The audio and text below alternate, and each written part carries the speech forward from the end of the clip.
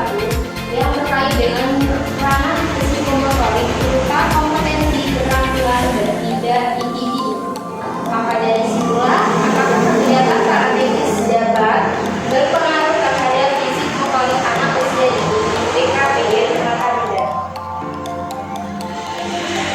Lanjut rumusan masalahnya, yaitu apakah mendapat pengaruh kegiatan strategis terhadap psikomotorik anak usia 5 sampai 6 tahun di TKPD remaja muda. Tujuan di sini yaitu untuk mendeskripsikan perkembangan psikomotorik anak dapat berkembang dengan kegiatan strategis dan manfaat penelitiannya. Yang pertama, penggunaan secara teoritis. Diharapkan hasil pada penelitian ini mampu memberikan manfaat serta informasi penelitian lain dalam mengembangkan keilmuan dan jenjang pendidikan anak usia dini. Yang kedua, penggunaan secara praktis.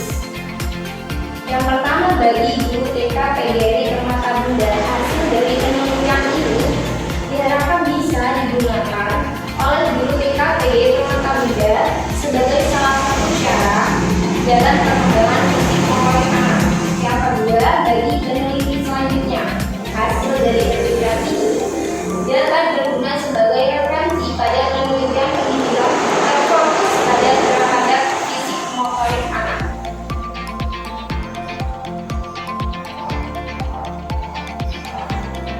Yang selanjutnya yaitu kajian pustakanya, yaitu anak usia dini.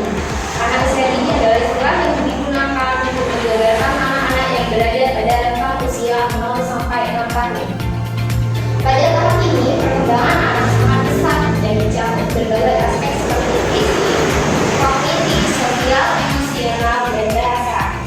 Pentingnya perhatian terhadap perkembangan anak usia dini tidak bisa diabaikan karena pengalaman dan pembelajaran pada masa ini memiliki dampak jangka panjang terhadap kesejahteraan dan kesuksesan anak di masa depan. Yang kedua yaitu psikomotoriknya. Kata psiko berhubungan dengan kata motor, sensori motor atau perseptual motor. Psikomotorik merupakan aspek perkembangan yang berkaitan dengan kemampuan motorik atau gerakan fisik. Istilah ini sering digunakan dalam konteks pendidikan dan psikologi. Perkembangan untuk menggambarkan keterampilan yang melibatkan koordinasi antara otak dan otot. Anak-anak menggunakan keterampilan motorik mereka untuk berinteraksi dengan lingkungan dan belajar atau mengeksplorasi fisik.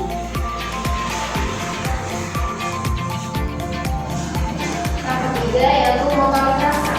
Motorik kasar adalah kemampuan melibatkan penggunaan otot-otot besar di tubuh untuk melakukan gerakan dan aktivitas fisik yang memerlukan koordinasi, kekuatan, dan keseimbangan.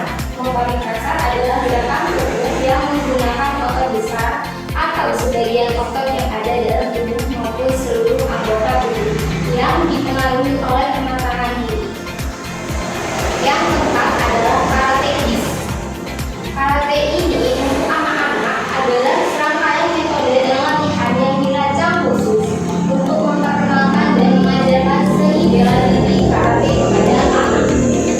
Program ini tidak hanya fokus pada teknik bela diri, tapi juga pada pengembangan karakter, keterampilan sosial dengan pendekatan yang seimbang antara teknik bela diri dan pengembangan karakter dan aspek menyenangkan. Teknik strategis membantu anak untuk tumbuh menjadi individu yang sehat, kuat, dan berdisiplin.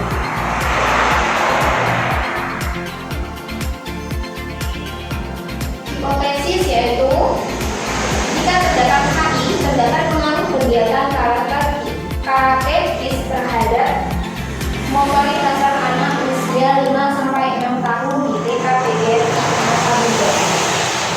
Jika H0 diduga tidak terdapat pengaruh kegiatan strategis terhadap motorik kasar anak usia 5 sampai 6 tahun di TKPD remaja muda.